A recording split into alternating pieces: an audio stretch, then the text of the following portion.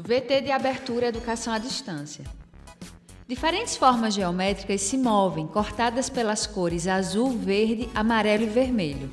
Se transformam na logo da Escola Técnica Estadual Professor Antônio Carlos Gomes da Costa. As cores e formas se misturam em fundo azul e vermelho. Abaixo e à direita da tela, o nome: Educação à Distância. Curso técnico em Recursos Humanos. Disciplina Avaliação de Desempenho. Competência 3. Entender a geração de controle e métodos de avaliação de desempenho. Olá pessoal, estamos de volta. Vamos dar continuidade à disciplina Avaliação de Desempenho. Chegamos na terceira competência. A terceira competência fala um pouco sobre geração de controle e métodos de avaliação de desempenho. A gente precisa entender que a avaliação de desempenho feita dentro das organizações, ela é de responsabilidade de todos. Ela não é de responsabilidade apenas de quem está executando a avaliação de desempenho, mas sim de todos os envolvidos, o avaliado, o avaliador e a própria organização como um todo. A gente precisa entender que esse é um processo humano, é um processo feito por pessoas, onde essas pessoas podem cometer algumas falhas. E dentro do treinamento de avaliadores, lembra que foi o final da nossa segunda competência, a gente precisa minimizar essas falhas, a gente precisa identificar que tipo de falhas aquele avaliador pode cometer e a gente tentar, na medida do possível, minimizá-las, para que essas falhas não possam vir a comprometer o resultado da avaliação de desempenho realizado para aquele avaliado. As falhas da avaliação de desempenho. Os avaliadores de desempenho são todas as pessoas que, direto ou indiretamente, possam estar envolvidas na atividade, de identificar as diferenças individuais de comportamento em situação de trabalho. É necessário considerar que a maneira pessoal pela qual cada avaliador observa, percebe o seu avaliado, inevitavelmente deve ser considerado também de forma particular. Sendo assim, o avaliador precisa ter a capacidade de retratar a realidade objetiva, exatamente como ela se apresenta, ou seja, o desempenho daquele colaborador precisa ser retratado de forma fiel. E esse avaliado, ele precisa ter uma avaliação eficiente daquilo que foi proposto pelo avaliado. Erros podem cometer, erros podem modificar essa visão do avaliador sobre a realidade. É o que dentro da avaliação de desempenho nós chamamos de vícios da avaliação. Nós temos um conjunto de 10 vícios, vamos entender cada um deles. Primeiro, subjetivismo. O que é isso? Atribuir ao avaliado qualidades e defeitos que são próprios do observador ou avaliador. Ou seja, esse avaliador, ele não vai corrigir, identificar os pontos que a organização visualiza como importantes, mas essencialmente qualidades e defeitos que são próprios dele, mas que ele consegue estar depositando no outro. Unilateralidade. Valorizar aspectos que apenas o avaliador julga importantes e não necessariamente a necessidade da função. Um exemplo simples. Eu, como avaliador, eu gosto muito de colaboradores que sejam organizados. Então, eu julgo o mau ou o excelente desempenho a partir de um critério que eu acho que é interessante, que é a organização. Mas pode ser que aquele cargo exercido, necessariamente a organização ou a má organização, comprometa o resultado ou comprometa o desempenho desse avaliado. Tendência central. Não assumir valores extremos, por medo de prejudicar os fracos e assumir responsabilidades pelos excelentes. Ou seja, é aquele avaliador que não quer se comprometer com o resultado da avaliação de desempenho.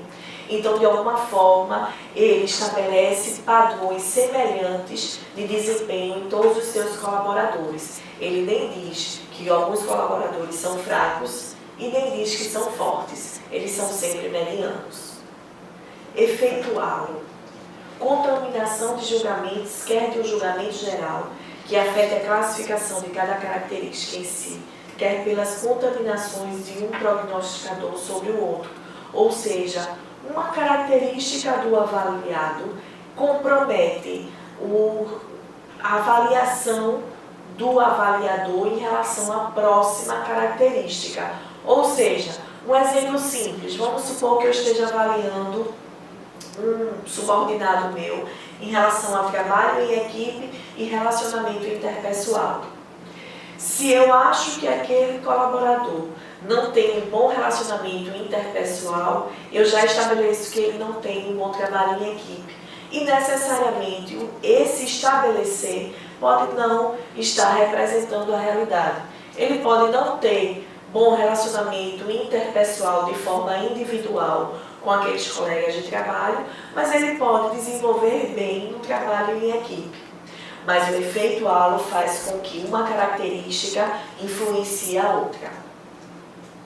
Falta de memória.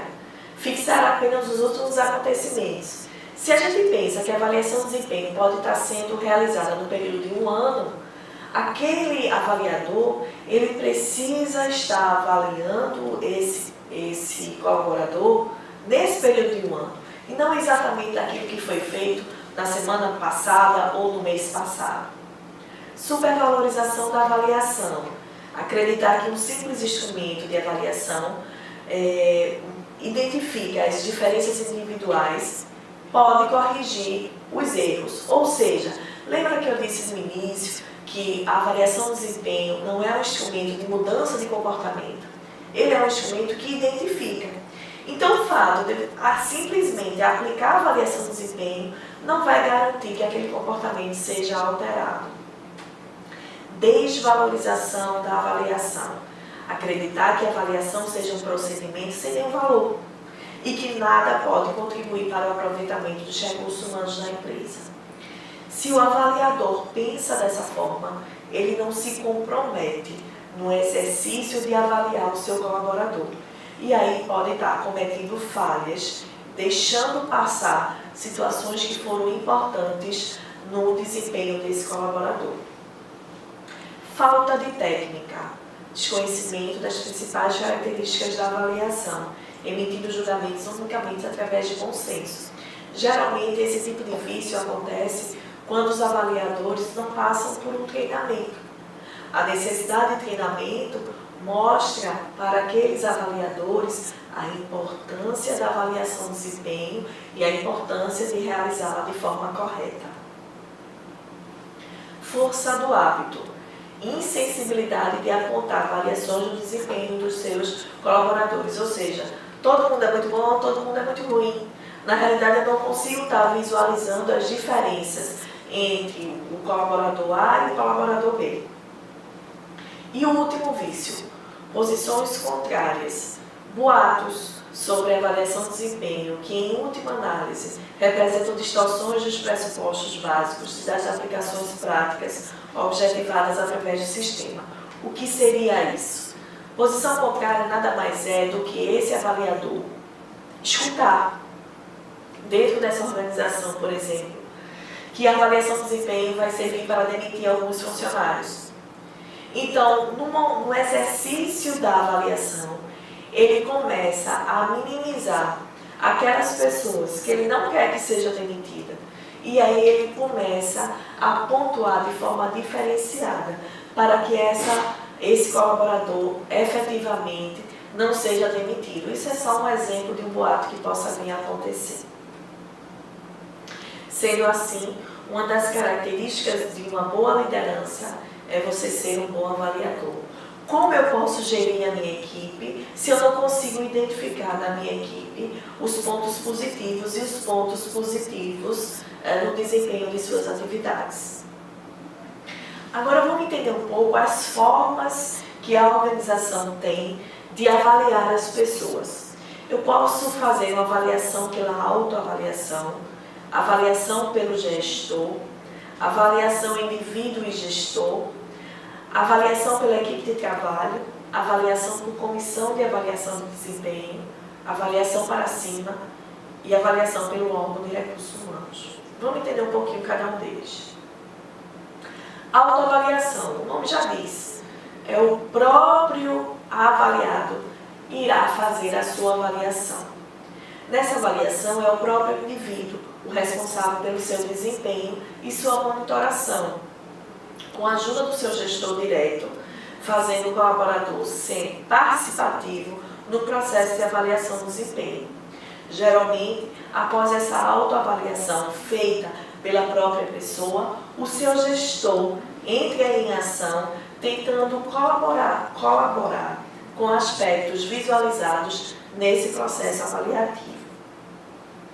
Segunda forma, avaliação feita pelo próprio gerente. Essa talvez seja mais comum e aquela que a gente fala de uma forma mais rápida. A responsabilidade de linha pelo desempenho de seus subordinados. Então, o órgão de recursos humanos ele faz toda uma assessoria da avaliação do desempenho, elaborando as fichas, monitorando o momento em que essa avaliação do desempenho deverá ser feita, mas quem irá responder pelo desempenho de seus subordinados no exercício de sua avaliação é o gerente. A terceira forma de avaliar é o indivíduo e o gerente. O envolvimento do colaborador de uma forma ativa com o seu gerente. O gerente funciona como elemento guia de orientação e o colaborador avalia o seu desempenho em função da retroação fornecida pelo gerente. É muito importante a gente entender a importância do gestor em relação ao desempenho dos seus subordinados. Nesse sentido, a avaliação feita entre gerente e o próprio avaliado significa dizer que esse gestor precisa fornecer ao seu avaliado alguns critérios que são essenciais para o desempenho dele, como orientação, treinamento, aconselhamento, informação, equipamentos, metas, objetivos a alcançar. Se esse gestor ele não estabelece todos esses critérios para o seu subordinado, é muito difícil que o seu avaliado, o seu colaborador, alcance os resultados esperados pela organização. Quarta forma, equipe de trabalho. É a união. Se eu tenho uma equipe de trabalho, a própria equipe de trabalho avalia todos. A equipe de trabalho estabelece as metas, visualiza os resultados que foram alcançados e consegue estabelecer plano de ação para o alcance de novos objetivos. Então, a própria equipe de trabalho avalia o desempenho como um todo de cada um dos seus membros. A quinta é a comissão de avaliação. A avaliação de desempenho é atribuída a uma comissão especialmente designada para essa finalidade. A comissão ela possui membros permanentes e membros transitórios. Os permanentes são aqueles que sempre participam do processo. E os transitórios é que eventualmente entram para se juntar aos membros permanentes. Avaliação para cima, também chamada avaliação às avessas. O que é isso? Permite que o colaborador avalie o seu gerente. Então, avalia como ele proporcionou os meios e recursos para a equipe alcançar os seus objetivos e como o gerente poderia incrementar a eficácia da equipe, ajudando a melhorar os resultados.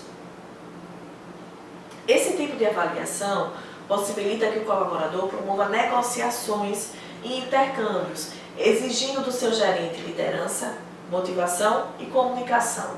Esses três critérios acontecendo, acredita-se que o processo de avaliação ocorra de forma produtiva. O sétimo é a avaliação feita pelo próprio órgão de recursos humanos. Esse órgão assume totalmente todo o processo, além dele estar nos bastidores, fazendo todas as fichas de avaliação de desempenho, fazendo as programações, ela também vai preencher, ou seja, vai avaliar todos os colaboradores de uma organização. Para esse tipo de avaliação, existe uma crítica forte dentro da literatura que é importante que a gente visualize. Claro que todos os órgãos, todo o recursos humanos, ou seja, o departamento de recursos humanos da empresa, ele pode até conhecer e deve conhecer todas as pessoas que ali trabalham, até porque ele faz parte de um departamento que vai cuidar dessas pessoas. Mas necessariamente o recurso humano não trabalha diariamente com todas as pessoas da organização. Então, como saber se esses colaboradores estão efetivamente tendo um bom desempenho no exercício de suas atividades? Para que ela consiga responder sobre a avaliação de desempenho destas pessoas, o RH vai precisar entrar em contato com os gestores de cada um desses subordinados. E aí, neste entrar em contato, informações são passadas para os recursos humanos e esse ponto entre o passar dessa informação e o interpretar dessa informação pelos recursos humanos pode comprometer de alguma forma o resultado da avaliação de desempenho. Agora, existem alguns métodos que nós podemos trabalhar para o alcance da avaliação de desempenho. Nós temos o método das escalas gráficas, o método da escolha forçada, o método da pesquisa de campo e o método dos incidentes críticos. Vamos entender cada um deles. O método das escalas gráficas possui algumas características. É um método mais simples, sua aplicação neutraliza a subjetividade e pré-julgamento do avaliador, que podem provocar interferências nos resultados, avalia o desempenho através dos fatores de avaliação previamente definidos e graduados. Quanto melhor a descrição dos fatores, melhor essa descrição, tanto maior for a precisão do fator. Algumas vantagens e desvantagens nos métodos das escalas gráficas. Vantagens: facilidade de planejamento e de construção do instrumento de avaliação, simplicidade e facilidade, compreensão e utilização, e facilidade na comparação dos resultados de vários funcionários.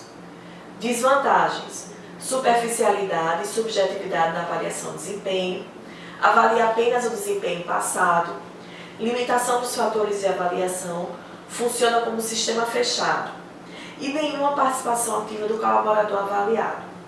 Pessoal, na apostila, no material escrito sobre essa disciplina, vocês têm de uma forma mais prática um exemplo dessas escalas gráficas.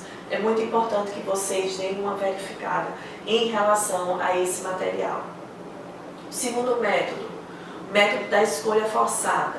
Características: avaliar o desempenho por meio de frases descritivas, com alternativa de tipos de desempenho individual. Métodos que neutralizam alguns vícios, aqueles vícios que nós vimos anteriormente. Como é feito isso?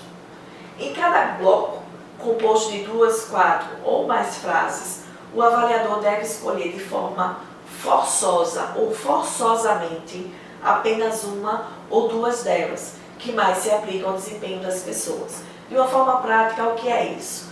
A ficha de avaliação de desempenho é elaborada da seguinte forma: se eu quero falar sobre o desempenho relacionado ao prognosticador, relacionamento interpessoal, eu escrevo 4 frases, onde essas 4 frases podem descrever o desempenho do colaborador a respeito do relacionamento interpessoal, e o avaliador vai escolher qual é a melhor frase que caracteriza o desempenho daquele colaborador. Vantagens e desvantagens. Vantagem: evita o efeito de generalização na avaliação, tira a influência pessoal do avaliador, ou seja, a subjetividade. Não requer treinamento dos avaliadores para sua aplicação, ou seja, é fácil aplicar. Desvantagens: complexidade no planejamento e na construção do instrumento, nenhuma participação ativa do avaliado e técnica pouco conclusiva a respeito dos resultados. Pesquisa de campo, outro método. Características: baseado em entrevistas de especialista em avaliação com o superior imediato, ou seja, a empresa contrata um especialista em avaliação de desempenho e ele fará todo o processo.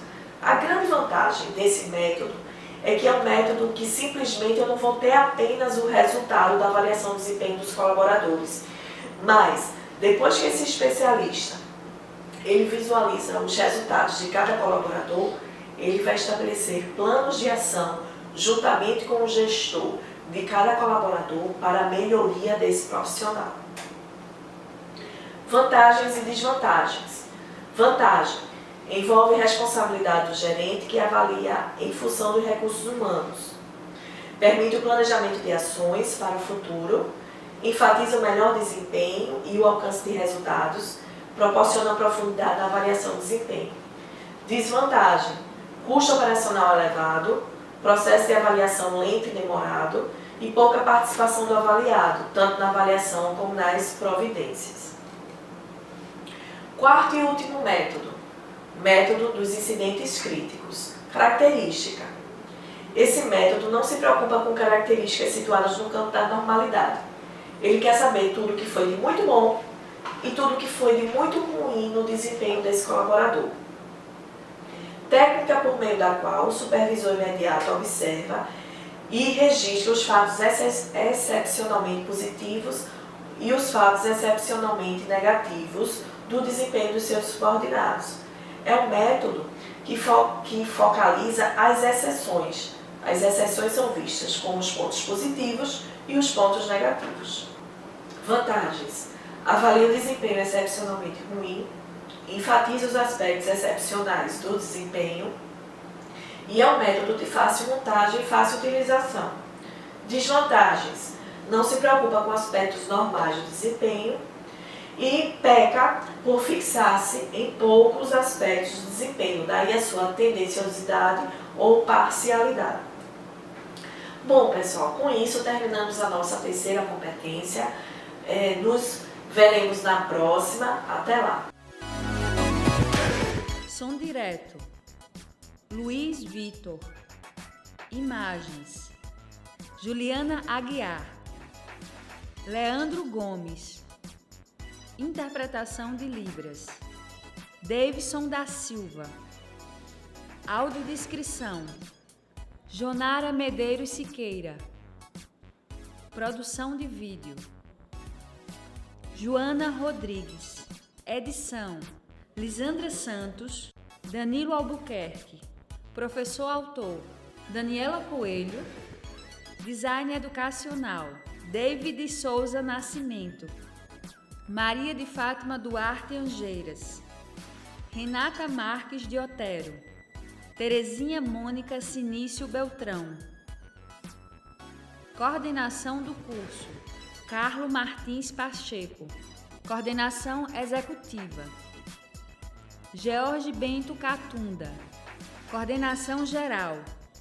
Paulo Fernando de Vasconcelos Dutra. Videoaula produzida em outubro de 2014.